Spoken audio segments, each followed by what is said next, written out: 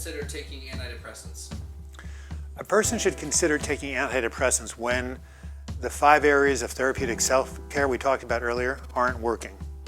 It's your kind of your backup tool. And so when you're doing the right things and you're still feeling crummy and you still can't get out of bed and you're still sleeping, your sleeping is still messed up and your biochemistry, is messed up and you feel like crap, then a prescription may be helpful. And what are the different kinds of antidepressants? Well, all antidepressants work theoretically because they're rebalancing the chemical structure in your brain, the neurotransmitters. There are 3 basic classes. The first are called the tricyclic antidepressants. They came around in the 1950s when I was growing up. Things like Elavil and Tofranil, the Zipramine, Pamelor, things that probably your listeners haven't heard of because they're hardly used, but they're just as effective as the newer drugs. The second ones are even more obscure. They're called the MAO inhibitors, Nardil and Parnate, but the ones that most people have heard of are the SSRIs, Prozac, Zoloft, Paxil, Celexa, Lexapro. These are the ones that basically target the neurotransmitter serotonin, the feel-good one. And there's a 4th class, they're called atypical, Effexor and Cerazone, and Wellbutrin fall in that class. So as you can see, there's a whole bunch to choose from. Now here's the key. No one knows which ones are going to work until you try them. You've been through this, right? It is all a bunch of trial and error. I went to the top psychiatrist in Portland when I was really struggling, and he said to me, no psychiatrist likes to say this, but you're all a bunch of guinea pigs. We don't know what's going to happen until you take the drug. But there's a lot to choose from. What should I expect when I first take an antidepressant? Well, the first thing you should expect is that you're not going to get high. It's not something that gets you high like a drug or alcohol. Now, interestingly enough, the father of psychoanalysis, Sigmund Freud, thought he had found a cure for depression when he took a substance called cocaine, right? Because we've all heard of it, right? Maybe some of us have even taken it. But what does cocaine do? It's a stimulant, right? When a person is depressed, are they happy? Do they have energy? Or no, just the opposite, right? So he took this stuff and he said, oh my God, I can't believe how up I am. I can't believe all the wonderful thoughts I'm having. I can't believe how little sleep I need. I can't believe how productive I am. This is the cure. This is the cure of depression. He even wrote a paper on this. Unfortunately, a paper on cocaine. Unfortunately, then he discovered the problem with cocaine and other stimulants like it. What goes up must come down. He should have consulted Isaac Newton, right?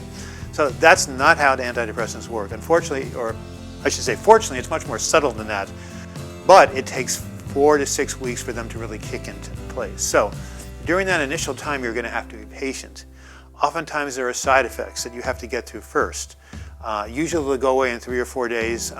For those antidepressants where there's a lot of stimulation or activation that happens, sometimes psychiatrists will give you a tranquilizer like Xanax or Klonopin or Ativan to take the edge off. Sometimes you have to add a second one, have a cocktail. Sometimes you're starting like at 20 milligrams of Prozac and you have to bump it to 30 or 40. So it's really, it's hit and miss, trial and error, as I said earlier, but you have to give it time. How long should I take my medication for? You should take your medication as long as you need to. Now, what do I mean by that? First of all, as I said just before, that it takes time for these things to work, and you oftentimes just have to tinker around. So let's assume that now it's 2 months down the line and you're starting to feel better. You're coming back to your old self. You feel you're old, your energy is coming back, your sleeping is better, maybe even your sense of humor. Some of your listeners or viewers may relate to this, but when I was really depressed, I lost my ability to laugh. That's like a curse when you can't even, laugh at a good joke or a funny movie. So as all that starts to come back, then you have to make a really critical decision. Do I continue taking the antidepressant or do I stop, right? You've been just dealing with that recently, right? So normally what will happen is when the person starts to feel better, they start to think, okay, maybe I don't need it. Now if you're going to go off an antidepressant, make sure you do it under the auspices or the direction of a psychiatrist or a nurse practitioner. Do not go cold turkey. Some of them, like Paxil, you can have some really bad side effects. So you taper off, and when people do that, I've observed in my clinical practice, 1 of 3 things happens. 1, you go off the antidepressant and then you're still stable and you never have another episode. The second possibility is you go off the antidepressant, you're stable, but maybe 6 months later, or a year or 2 years later, it comes back, because depression, for the most part, is a recurrent disorder. In that case, you go back on the antidepressant or try something else, and usually you can restabilize. The third option or possibility, which doesn't happen very often, but I've seen it happen, is you go off the antidepressant within a month, or not even a month, within days or weeks, you're feeling messed up again, and then you have to go back on. So some people have to stay on an antidepressant for a long period of time, even though they would rather not.